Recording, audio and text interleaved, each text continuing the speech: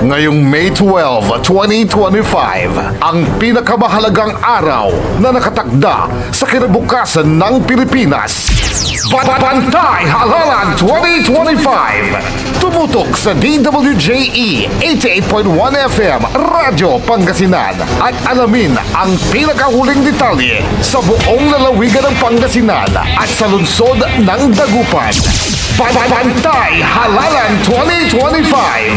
Live na mapapakinggan ang komprehensibo, kumpleto, detalyado at pinakahuling ulat ng ating mga reporters.